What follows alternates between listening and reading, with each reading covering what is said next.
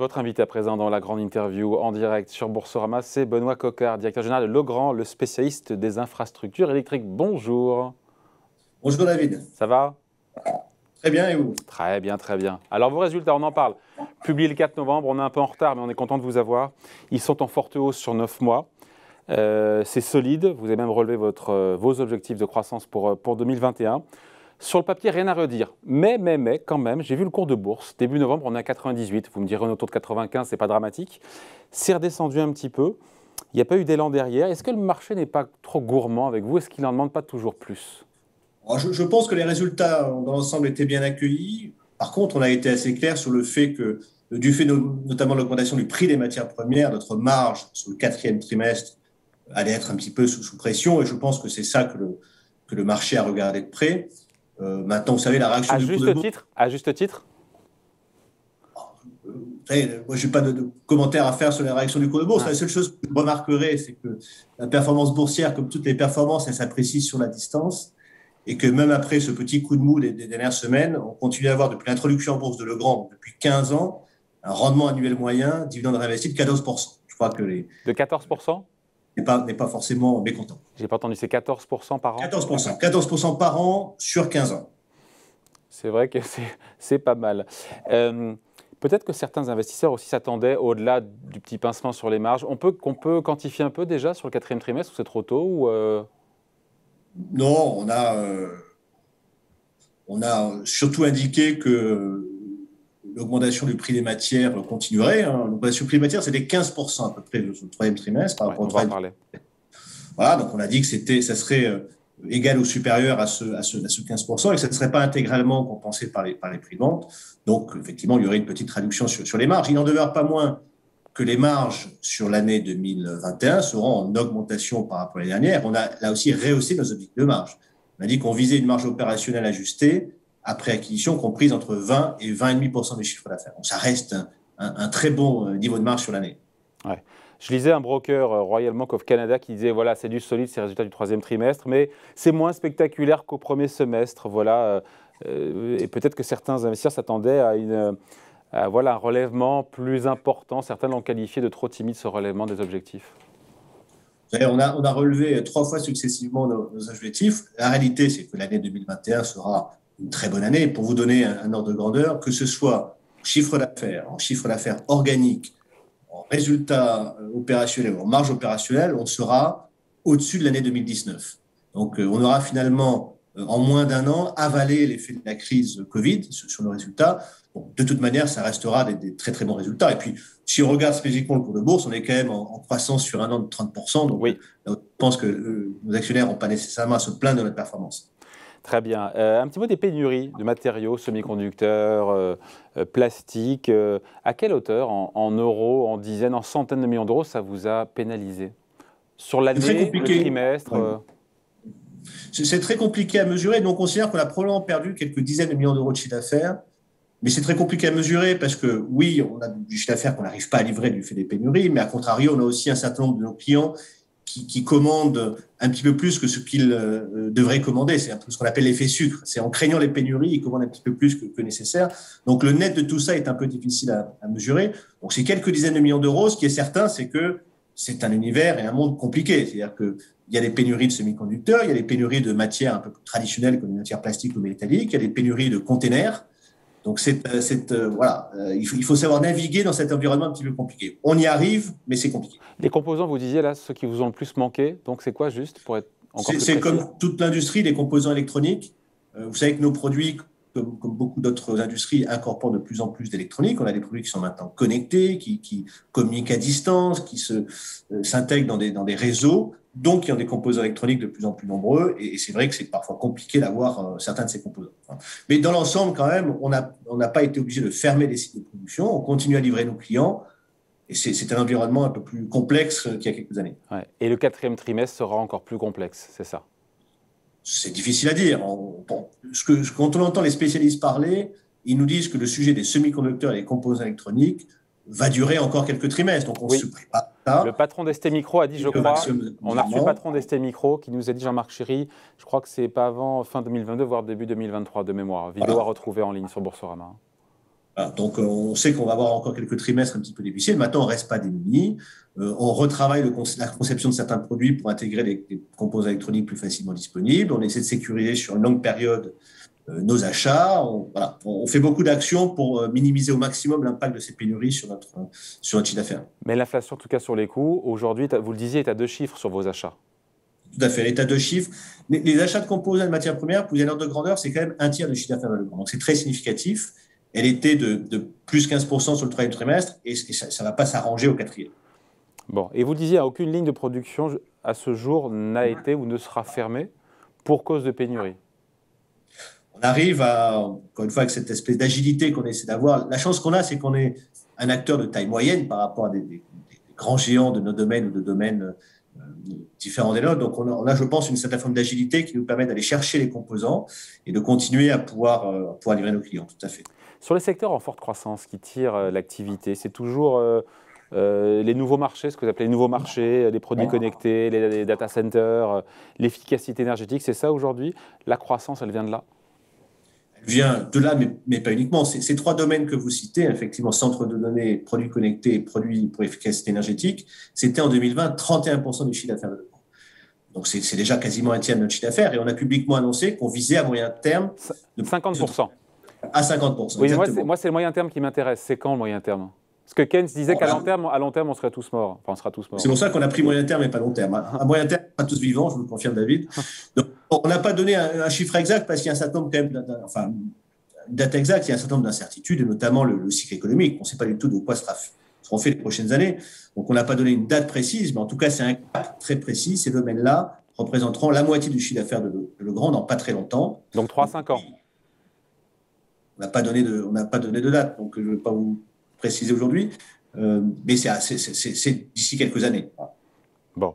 L'Asie, c'est plus que jamais une priorité pour Legrand, notamment la Chine, où vous n'avez pas manifestement la place que vous souhaitez avoir.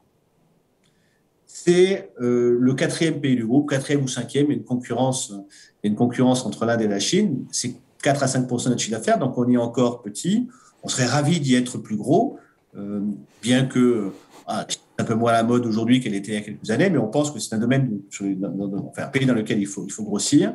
Donc, on regarde, par exemple, des acquisitions. On en a fait 2 au cours des 4 dernières années. On investit beaucoup dans les nouveaux produits, dans la technologie. C'est un marché qui a beaucoup d'appétit pour la technologie. Donc, oui, on y a des ambitions. Mais je dirais la même chose de l'Inde. Vous savez, l'Inde, là aussi, 4 à 5% de chiffre d'affaires, 4e ou 5e pays du groupe, est également un marché extrêmement intéressant. Et les objectifs, alors, que vous fixez dans cette partie, dans cette région du monde, entre Asie, Inde, Chine? Je crois qu'à moyen terme, il serait assez logique que le pourcentage de l'Asie dans notre chiffre d'affaires rejoigne à peu près le pourcentage de l'Asie dans le marché mondial. Aujourd'hui, l'Asie, c'est un peu moins de 15% de notre chiffre d'affaires. À moyen terme, là aussi, alors, je ne dis pas à 3-5 ans ou à 7-8 ans, mais à moyen terme, il serait logique que ce 15 devienne progressivement 20-25. Mais ça dépendra de beaucoup de choses. D'abord, du rythme d'avancement de ces économies, et ça dépendra aussi de notre capacité à y trouver des acquisitions intéressantes. C'est ça.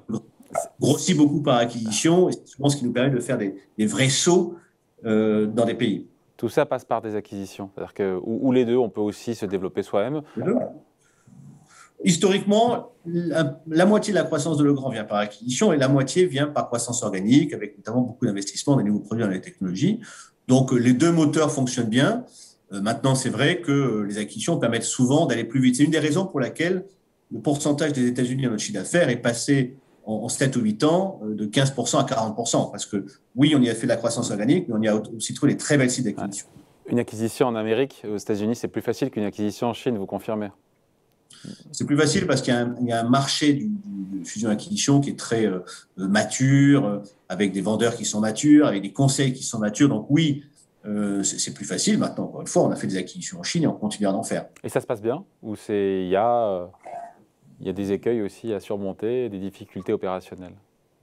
Il y a toujours des difficultés quand on arrime une société. On préfère parler d'arrimage que d'intégration. Je vous parlais des 2 acquisitions qu'on a fait en Chine récemment, une dans les centres de données, une dans les hôtels. Les performances sont très en ligne, voire même légèrement supérieures à ce qu'on anticipait au moment de l'acquisition. Donc ça se passe très bien. Acquisition de quelle taille? Encore une fois, de quelle dimension en termes de ciblage? Bon, on regarde tout. Maintenant, on regarde tout, on ne s'interdit rien. Des petits ou des grosses. Maintenant, statistiquement, vous savez, il y a 3000 sociétés dans notre domaine d'activité. L'immense majorité de ces sociétés, c'est des sociétés entre 10 et 100 millions d'euros de chiffre d'affaires.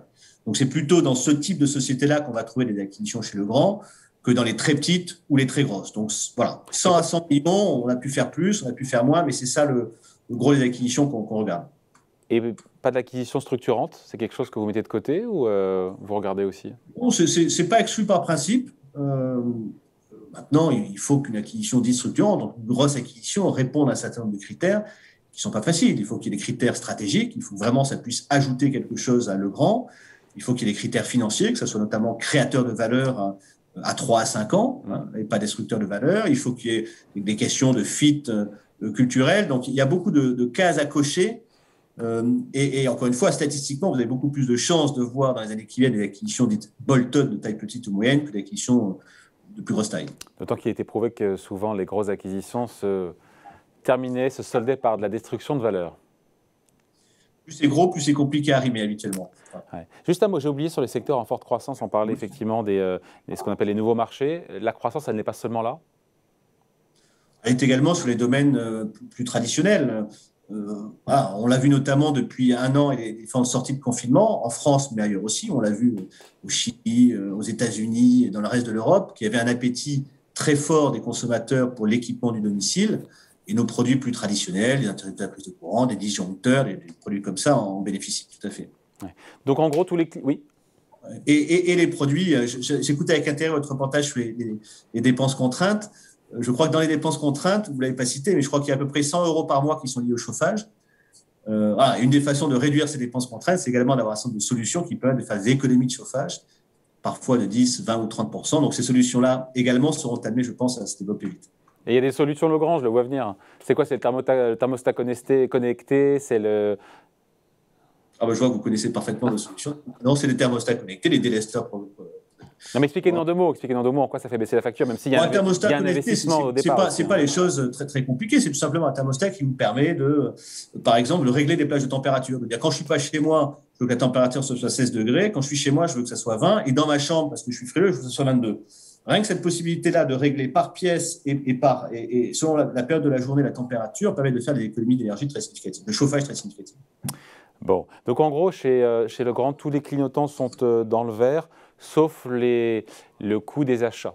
Il y a un sujet là quand même qui vient pincer un peu les marges. Oui, il y a un sujet qui vient pincer les marges. Maintenant, c'est la vie normale d'un industriel d'avoir ce type de contraintes-là.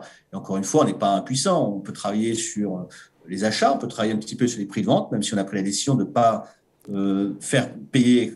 Ah oui, tiens. Comment vous répercutez tout ça? Comment vous répercutez sur vos clients? Je crois que vous répercutez le quart, c'est ça, le quart de cette hausse. Ah, écoutez, je vous disais à peu près 15% d'augmentation du prix des matières et des composants au 3e trimestre. L'augmentation des prix, c'est à peu près de 4%. Donc effectivement, c'est 4 pour 15.